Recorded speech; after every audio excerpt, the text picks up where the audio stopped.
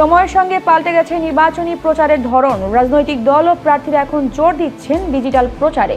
এরই অংশ হিসেবে ত্রয়োদশ জাতীয় সংসদ নির্বাচনের প্রচারে গত এক মাসে ফেসবুকে ব্যয় হয়েছে $52,411 বাংলাদেশি মুদ্রায়, যার পরিমাণ প্রায় 64 লাখ টাকা।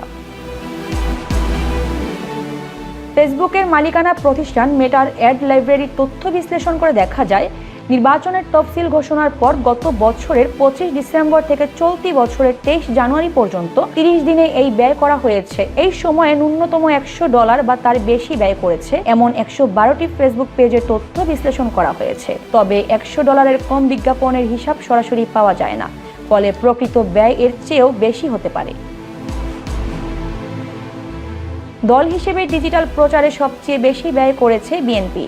দলটির পক্ষে প্রচার চালানো অন্তত 50টি পেজ থেকে মোট ব্যয় হয়েছে $30,916, যা বাংলাদেশি মুদ্রায় প্রায় 37,71,000 টাকা। ব্যক্তি হিসেবে এই দলের সর্বোচ্চ $4,200 ব্যয় করেছেন চট্টগ্রাম 7 আসনের প্রার্থী হুম্মাম কাদের চৌধুরী।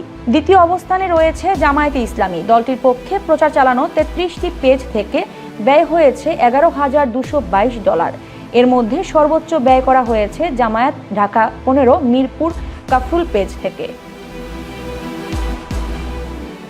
বিজ্ঞাপন সংখ্যাতেও এগিয়ে বিএনপি। 2224টি বিজ্ঞাপন দিয়েছে দলটি। জামায়াতে ইসলামী দিয়েছে 739টি বিজ্ঞাপন। এরপর রয়েছে ইসলামী আন্দোলন ও জাতীয় নাগরিক পার্টি।